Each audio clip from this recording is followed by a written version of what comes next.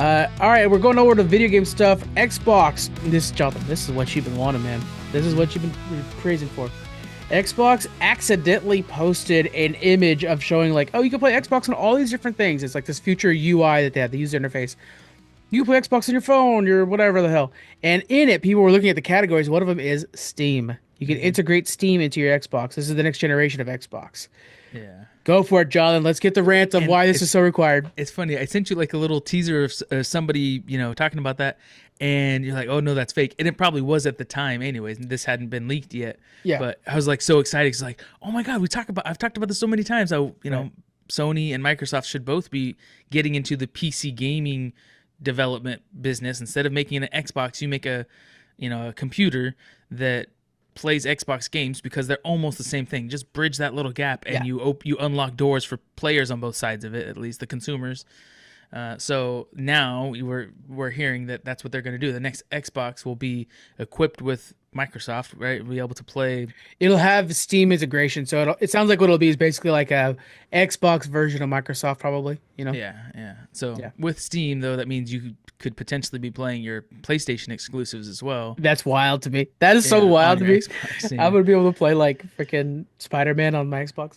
Yeah. So I'm hoping, though, in this, or at least in the next coming steps, they make it to where you can use that same system for your homework and, household projects or whatever, and do an all-in-one system, because it just makes sense to do that. Ideally, right, because it has the same computing power, for the two.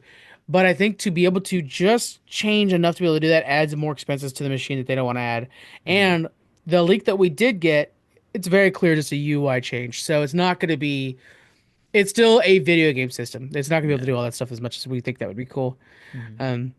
Even if it's the upgraded version, the $500 one just plays games. The $700 one is the home entertainment device. So it does all the things that you could need in the house. And nowadays, just through Wi-Fi or whatever, you can connect your computer to all the TVs in the house.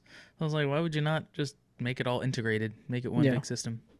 So the thing you sent me was a guy saying like, this is what should be the future or whatever. And that was just kind of like, like random thought discussion and based off of some discussions that have been going on for a while.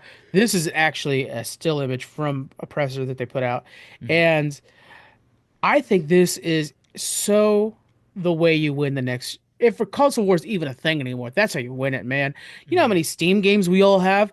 They always have these sales. There's a spring sale going on right now on Steam where you could buy $60 games, $70 games for $2, $3, $5. Everybody has their library full of that stuff. And I play Marvel Rivals right now, but I have to be concerned that like, oh, it's a shame I can't play on the Xbox as well or the PlayStation as well because it doesn't integrate the same. Well, if my Steam account's attached, it doesn't matter because it's using my Steam saves. And I think that this is the biggest and frankly easiest slam dunk Microsoft can do.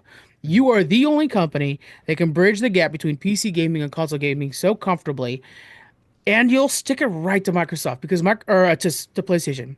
PlayStation is at the point where they're having to leverage some of their exclusives on a PC to be able to bridge the gap between new releases of their exclusives.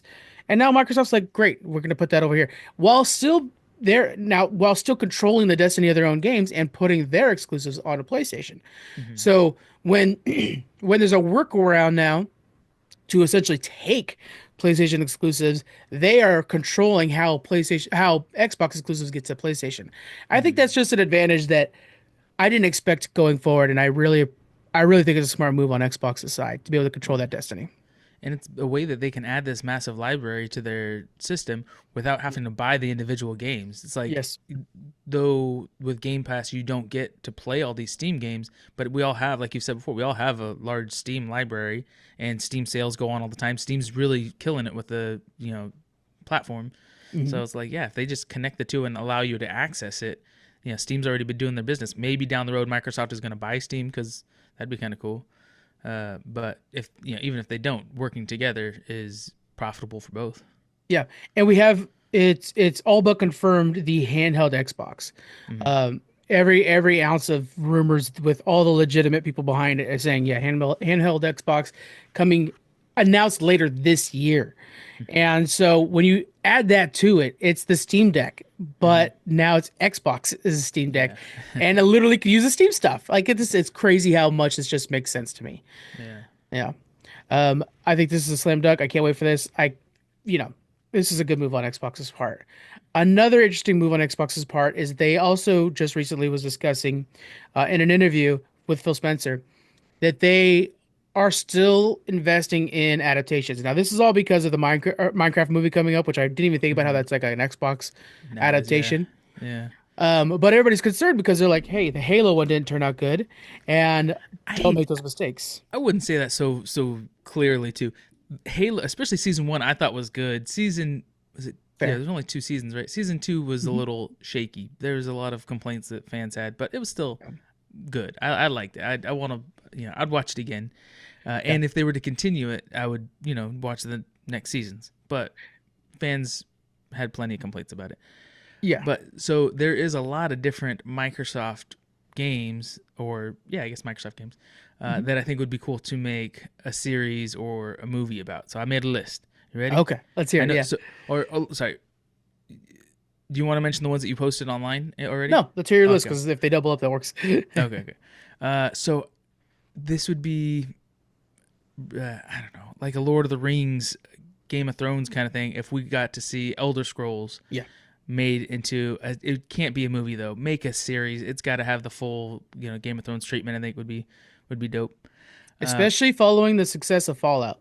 Like we see that Bethesda titles can be actually worked into one main story, and so you could absolutely do that. And it's so much lore in Elder Scrolls and dragons. Hell yeah.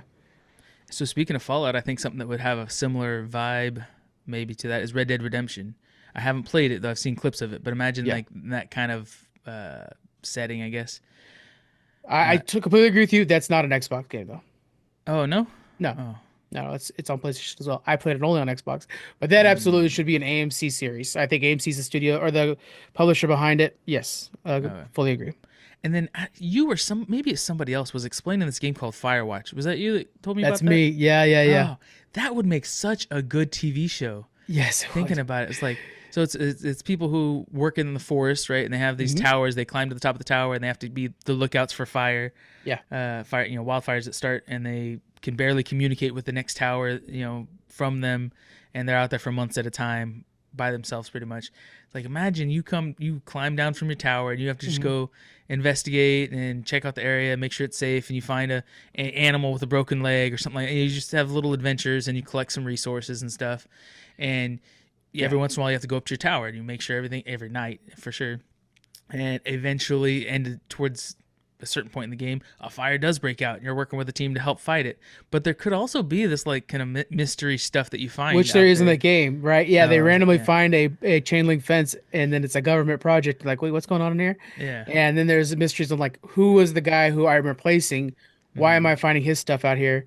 He had his son out here. He wasn't supposed to have a son in here. So there is like this mystery you're solving. It's a 6-hour game or whatever. I can't suggest it enough, guys. Firewatch. It's a great story. Yeah. Nice. Also, not an Xbox game, by the way. I want to throw that out there. Is it not? Oh, okay. I just Googled I Googled Microsoft games, and then I must have clicked a link that brought me to other games. Yeah. But that was good. I just love it. Yeah. Also, the movie The Gorge on Apple TV. If you guys haven't seen it, the way we're talking about also that not a Microsoft game, but go ahead. Yeah. Just kidding. I know. But it sounds a lot like that Firewatch. I got a lot of friends watching that. That every one of them's coming back with them like, hey, it's worth a watch. Yeah, I got to check it out. Yeah, it was good. All right, I'll start going through. Do you have any actual Microsoft games that you think should be made into movies or TV shows? So Gears of War, we already have a live action adaptation coming up for that, but and hopefully we get Dave Bautista with that, as he's already expressed that he wants to play Marcus Phoenix in that. It's just such an easy casting. Definitely do that. I think that Crash Bandicoot could be made into a really cool series for kids, like a Shrek or a Kung Fu Panda type series. He's lovable. He's likable. He's got a good cast around him. It's a fun one to do. Fable is coming back in 2026 with a game that I can't wait to play, but use that as a reason to also make a series for it. And not a series, I'm sorry, a movie, and go full Dungeons and Dragons with it, the movie Dungeons and Dragons, where it's a joke. Like, I think Elder Scrolls should be your serious Game of Thrones clone. I think Fable should be your like hijinks in a tavern story, because that's how, right? I mean, it's one of the games where famously you could be called Chicken Kicker because you accidentally kicked a chicken as a kid, and like that becomes your name throughout the entire game. Like, I love that so much. So have fun with it. Like, I would love to see that. And then lastly, like Activision-Blizzard, there was a deal with Netflix before the acquisition to start making Netflix shows for World of Warcraft, Call of Duty, Overwatch. Overwatch, I mean, is begging for it. Mm-hmm. Um, Kick that all off. I mean, Blizzard has taken such care with the story of their games. I know that's less true now than it was yesterday, but um, still, I think you can start tapping into that Blizzard profile, and you're going to get a lot of old school stories. Yeah. Yeah. So, not to segue too fast, but before we start talking about Severance, there's one other game that I was thinking about that I still would love to see made into a series or movie, and I don't know if it's owned by Microsoft. I have no idea, Mm-hmm. but we've talked about it before. Is Portal? If the people who made Severance, Ben Stiller and his team, made Nailed a it. Portal Son of a series, bitch. Yeah. oh, the mystery and like everything that's going on in there, Yeah. it reeks of Severance. So that'd be really And cool. Milchick is the right vibe for like how it's funny, how unserious or serious things are at sometimes. And Hmm. that's what Severance does with Milchick. And Yeah. so you could totally do that because like when you're playing Portal, you're like this weird place, you don't understand what's going on. It definitely has that sterilized environment. But Hmm. there's also like, if you finish this, you'll get a cake, you know? Yeah. Like, Exactly. and that's like, that's Milchick. That's perfect. What would be interesting is seeing them do. The game did it so well, but uh, the emotions and everything that you feel without having other people in the room at all. It's Yeah. all automated and robots and pre-recorded videos and stuff like that. But to be able to like tell a story with that, and I mean you have the main characters alive, but I think they could do such a cool show series with that. Absolutely. The main thing for Xbox and Microsoft making adaptations, I hope that they learn from Halo. While Halo is finding second success on Netflix, by the way, I can't Mm, negate that. that's good. Um, Stick to the source material. It's what we fell in love with. Why do you guys have to change the story? It does not make sense. Arbiter should not be dead at the end of season two. Like that's so stupid to me. He's Yeah. such a good character. And bring back Keith David to play him. So let's see if they can land this, and maybe we'll even get a Halo movie because they have been spitballing that back and forth, and I think Spielberg still has the rights to it. So make that movie. Let's go. Mhm.